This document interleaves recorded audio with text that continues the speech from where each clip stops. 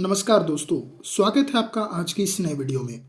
आज की इस वीडियो में हम लोग क्लास 9th के मैथ के एक्सरसाइज 1.4 के रेशनलाइजेशन कॉन्सेप्ट को समझने वाले हैं। इस कॉन्सेप्ट में होता क्या है कि कोई भी नंबर दिया हुआ रहता है, उसका हमें रेशनलाइजेशन करना होता है। रेशनलाइजेशन को हिंदी में बोलते हैं हर का परिमेयकरण। और जब भी कोई नंबर इस तरीके से रहे तो इसके ऊपर वाले को अंश बोला जाता है और नीचे वाले को हर बोला जाता है। यानी नीचे वाला का हमें परिमेयकरण करना होता है, इंग्लिश में बोलते हैं रेशनलाइजेशन। इसमें क्या करना होता है कि जो भी नंबर लिखा हुआ रहता है उसे हमें लिख देना पड़ता है, ठीक है। और उसे जो नीचे रहता है उसी नंबर से हमें ऊपर और नीचे दोनों में गुना करना पड़ता है। यानी नीचे में √3 है तो ऊपर भी √3 और नीचे भी √3 से हमें मल्टीप्लाई करना होता है। और जब भी ऐसा करते हैं तो 1 को √3 से इंटू करते हैं तो √3 आता है, और √3 और √3 को गुना करने से √9 होता है। √9 का जो वैल्यू आता है सो होता है 3, ठीक है। तो ये हमारा आंसर हो चुका है। एक और क्वेश्चन हम देखते हैं जिससे आपका कॉन्सेप्ट जो है सो और भी बेहतर हो जाएगा।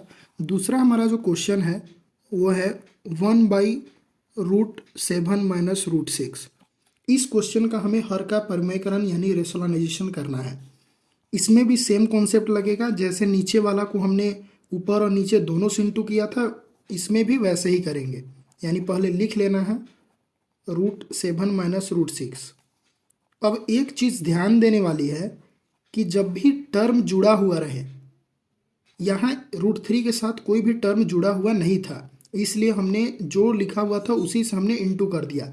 लेकिन यहाँ √7 के साथ यहाँ कुछ टर्म जुड़ा हुआ है, यहाँ माइनस √6 जुड़ा हुआ है, माइनस के साथ √6 माइनस के साथ जुड़ा हुआ है। और जब भी इसका हम रेशनलाइजेशन करेंगे तो साइन को चेंज करके करेंगे। यानी माइनस √6 है तो यहाँ हम प्लस √6 से इसको इंटू करेंगे, ऊपर और नीचे दोनों में। अब क्या होगा, यहाँ आप देख पा रहे हैं कि जब भी 1 से इसको इंटू करेंगे तो हमारे पास आएगा √7 प्लस √6। अब नीचे में क्या होगा, एक फॉर्मूला आपको ध्यान में रखना होगा, a minus b into a plus b. मैं यहाँ पे लिख दे रहा हूँ a minus b into a plus b. यानी सेम टर्म दो गो रहे और वो एक बार माइनस और एक बार प्लस में रहे तो उनका जो आंसर होता है सो होता है पहला टर्म का स्क्वायर और दूसरा टर्म का स्क्वायर, और दोनों के बीच में माइनस होता है। उसी तरीके से यहाँ कर देखते हैं, हम दो टर्म है, दोनों टर्म एक बार माइनस और एक बार प्लस से जुड़े हुए हैं और इनटू में है। और जब भी इनटू में ऐसा रहता है तो क्या करते हैं, पहले वाले टर्म का स्क्वायर करते हैं और दूसरे वाले टर्म का भी स्क्वायर करते हैं, दोनों के बीच में माइनस लगा देते हैं, जैसा कि हमने यहाँ पे बताया हुआ है। इसमें क्या होगा अब कि √7 प्लस √6 जब हम करेंगे, लिख देते हैं ऊपर वाला को ऐसे ही, और रूट का जब भी स्क्वायर किया जाता है तो रूट हट जाता है। यानी √7 का स्क्वायर करेंगे तो 7 आएगा, माइनस √6 का स्क्वायर करेंगे तो 6 आएगा। अब ऊपर वाला को वैसे ही लिख देते हैं। 7 में जब हम 1 घटाते हैं तो हमारे पास आता है, 7 में 6 घटाते हैं तो 1 आता है हमारे पास। और जब भी 1 को किसी भी नंबर से डिवाइड किया जाता है तो वही नंबर आता है। यानी हमारा जो आंसर आएगा सो होगा √7 प्लस √6। ये हमारा नंबर आ गया है आंसर। एक क्वेश्चन और हम देखते हैं जिससे आपका कॉन्सेप्ट और भी ज़्यादा क्लियर हो जाएगा। हमारा जो तीसरा नंबर है, क्वेश्चन है, वो हमारा 5/√5 प्लस √6, ठीक है। अब इसमें क्या करना होगा, सेम वही कॉन्सेप्ट लगाना है। पहले इस नंबर को लिख लेना है √5 प्लस √6। अब इसको इंटू करना है। तो हमने इस क्वेश्चन में बताया था कि जो साइन रहेगा उससे ऑपोजिट साइड से इंटू करते हैं। यहाँ भी सेम करेंगे, यहाँ प्लस है तो माइनस के साथ इंटू करेंगे। यानी √5 माइनस √6 बाई √5 माइनस √6, ऐसा हम करेंगे। अब क्या होगा, जब 5 से इसको इंटू करेंगे तो इसको वैसे ही लिख देना है 5 इंटू √5 माइनस √6। अब यहाँ पे देखिए सेम चीज़ आ गया है जैसा कि हमने पिछले क्वेश्चन में बनाया था, a plus b into a minus B.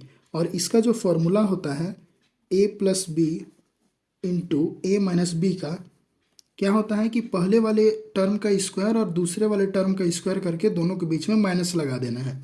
इसमें पहला टर्म √5 है तो √5 का स्क्वायर करेंगे, दूसरा टर्म √6 है तो √6 का स्क्वायर करेंगे और दोनों के बीच में माइनस लगा देंगे। अब ऊपर वाला टर्म को वैसे ही लिख देते हैं √5 माइनस √6। 5 का स्क्वायर अगर हम करते हैं तो हमारे पास आता है 5, 6 का स्क्वायर करते हैं तो हमारे पास आता है 6 और दोनों के बीच में है माइनस।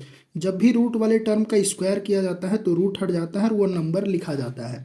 अब क्या होगा यहाँ पे, हम ऊपर वाले टर्म को वैसे ही लिख देते हैं √5 माइनस √6 और जब 5 में 6 घटाएंगे तो घटता तो नहीं है लेकिन हम घटा देते हैं। 6 में 5 घटाएंगे तो हमारे पास आएगा 1 और दोनों में बड़ा कौन है तो 6 बड़ा है। 5 और 6 में दोनों में बड़ा है 6 तो और 6 के आगे में माइनस साइन है तो यहाँ पे लगेगा माइनस। अब आगे क्या होगा, ये माइनस से इन दोनों में ऊपर नीचे हम इंटू कर देंगे। ऊपर नीचे इंटू करने से क्या होगा, ये माइनस से जब इसको इंटू करेंगे तो हमारे पास -5 √5 माइनस √6 आएगा और माइनस इंटू माइनस होता है प्लस और 1 से जब 1 को इंटू करेंगे तो हमारे पास 1 आंसर आएगा और 1 से जब भी किसी को डिवाइड किया जाता है तो वही नंबर आता है, यानी -5 √5 माइनस √6। ये हमने 3 तरह के क्वेश्चन देख लिए हैं। 3 तरह के क्वेश्चन से मुझे उम्मीद है कि आप ये रेशनलाइजेशन के कॉन्सेप्ट को बहुत ही अच्छी तरीके से समझ चुके होंगे। अगर आपको किसी भी तरह का और डाउट है तो हमें कमेंट कर ज़रूर बताएं, हम आपके कमेंट का ज़रूर रिप्लाई करेंगे। और इसी तरह की और वीडियोस के लिए हमारे चैनल को सब्सक्राइब जरूर कर लें। मिलते हैं अगली वीडियो में, तब तक के लिए जय हिंद दोस्तों।